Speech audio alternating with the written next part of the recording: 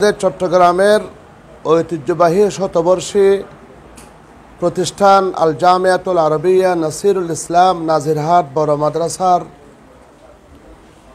হাজারো লাখো সম্পৃক্ত দিনদার মুসলমান বিভিন্ন কাছের এবং দূরের ভাই বোনেরা, আসসালামু আলাইকুম ওয়া রাহমাতুল্লাহি ওয়া বারাকাতুহু।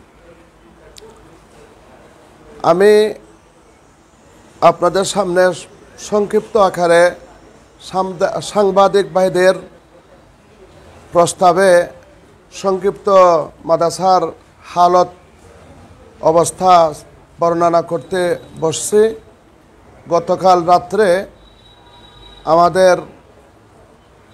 রাত্রে মঙ্গলবার আমাদের এই নাজিরহাট বড় মাদ্রাসায় একজন মাদ্রাসার শিক্ষকের ব্যক্তিগত একটা ঘটনার পরিপ্রেক্ষিতে মাদ্রাসা অস্বস্তিকর একটা পরিবেশ হয়ে গেছিল, যেটা গভীর রাত পর্যন্ত প্রশাসনের ইউএনও, ওসি এবং এসিল্যান্ড এই কর্মকর্তারা এবং আমাদের সেকেন্ড অফিসার এবং আরও অন্যান্য ঊর্ধ্বতন কর্মকর্তারা মাদ্রাসায় আসছেন।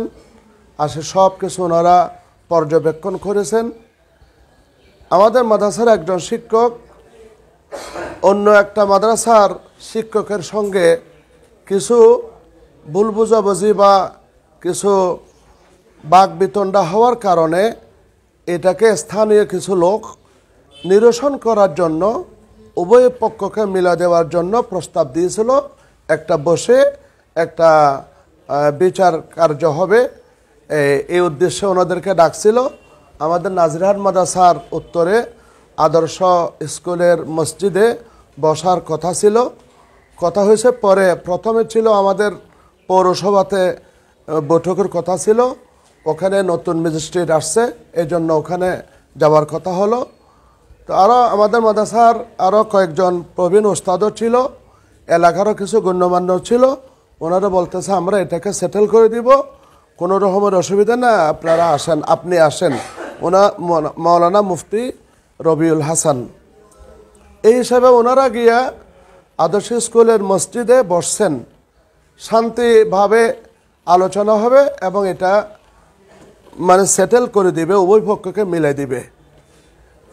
এখান থেকে মাদ্রাসার থেকে মুফতি রবিউল হাসান গাড়ি নিয়ে যখন গেল আদর্শ স্কুলের গেটে ঢুকিবার আগে, গেট ঢুকছে মাত্র গেটে তালা লাগাই দিল এবং ভিতরে প্রায় 20-50 জন মানুষ এদিক থেকে এসে ওনাকে এলোপাথারে মারতে শুরু করলো, হামলা শুরু করে দিছে, যার কারণে উনি একেবারে নাজেহাল হয়ে গেছে। আর যারা আগে গিয়ে মসজিদে বসছিল ওনার মসজিদ থেকে বের হয়ে দেখতেছে এই অবস্থা, এগুলি তো কোনো আমরা কল্পনাও করি না, তোমরা কি শুরু করে দিয়েছ। যাই হোক, এ নিয়ে অনেক হওয়ার পরে যখন এই খবরটা সঙ্গে সঙ্গে মাদ্রাসায় পড়ছে, মাদ্রাসার থেকে অনেক ছেলেরা গিয়ে নিজের ওস্তাদ হিসাবে, শিক্ষক হিসাবে মুফতি রবিউল হাসানকে নিয়ে আসছে মাদ্রাসায়। এরপরে ওর অবস্থা ভালো না, এটা দেখে ওনাকে আবার হাসপাতালে নিয়ে গেল, নাজিরহাট হাসপাতালে। পরে নাজিরহাট হাসপাতাল থেকে আমাদের প্রশাসনিক কর্মকর্তা সেকেন্ড অফিসার উনি ওসি তদন্ত উনি নিজের গাড়ি করে মাদ্রাসা নিয়ে আসছে। আমি এর আগে কয়েকদিন একটু অসুস্থ ছিলাম, যার কারণে আমি মাদ্রাসায় ছিলাম। পরে আমি আসি, এখানে সবাই লোকজন জমায়েত হয়েছে। এই বাইরের এই ঘটনাকে কেন্দ্র করে মাদ্রাসার গেট আমরা বন্ধ করে দিয়েছিলাম, কিন্তু বাইরে কিছু অনেক লোকজন জমা হয়ে গেল। অনেক রকমের গণ্ডগোল হওয়ার একটা আশঙ্কা ছিল। তারপরেও মাদ্রাসার এই ছোট গেট দিয়ে বা মাদ্রাসার গেট জোর করে খুলে বাইরের কিছু লোক মাদ্রাসা ঢুকছে। এখানে ওনারা বসা ছিলেন। মাদ্রাসার ছাত্রদের উপরে যথেষ্ট হামলা হয়েছে এবং 6 জন অথবা 7 জন হবে। এখন ওনারা হাসপাতালে, একজনের অবস্থা একটু আশঙ্কাজনক। আজকে সকালে একটু কথা বলছে, তার অবস্থা আশঙ্কাজনক বলে বলতেছে, ওনারা চিকিৎসাধীন। এই অবস্থা দেখে আমরা আমাদের প্রশাসনিক কর্মকর্তারা আমাকে প্রস্তাব দিয়েছে নিরাপত্তার খাতিরে এলাকার থেকে উত্তেজনা নিরসন কল্পে আপনারা কিছুদিন মাদ্রাসার ছুটি ঘোষণা করলে একটু ভালো হয়। এরপরে মাদ্রাসার যিনি মুতওয়াল্লি মৌলানা খলিল আহমদ সাহেব মুহতামিম হাটহাজারি মাদ্রাসা, ওনার সঙ্গেও যোগাযোগ করা হলো। ওনার সঙ্গেও ইউনুস সাহেব ডাইরেক্ট কথা বলছেন। তখন রাত 12:30 আমিও আলাপ করেছি।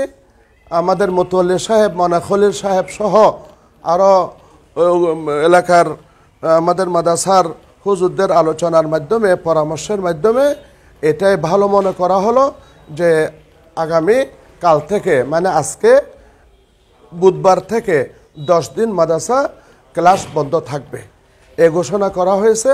আপনারা যে যেখানে আছেন আপনারা শান্ত থাকবেন। মাদ্রাসার অবস্থা ভালো। বাইরের এই ঘটনার কারণে আমরা সাময়িক মাদ্রাসা কিছুদিন 10 দিনের জন্য সবক বন্ধ মানে ছুটি ঘোষণা করেছি। এখানে আর কোনো রকমের সমস্যা নাই। আমি এখন মাদ্রাসার দফতর থেকে আপনাদের সবার সামনে সংক্ষিপ্ত এক অবস্থাটা বললাম। আপনারা দেশে বিদেশে যে যেখানে আছেন দোয়া করবেন এবং শান্ত থাকবেন, এবং ডানে বামের কোনো রকমের নেগেটিভ কোনো খবর শুনে কোনো রকমের মন্তব্য না করে সবাইকে এই দিনের মহব্বত, মাদ্রাসার মহব্বতে থেকে দুনিয়া থেকে যাওয়ার তৌফিক নসিব করো। ওয়া আখিরু দাওয়ানা আলহামদুলিল্লাহি রাব্বিল আলামিন।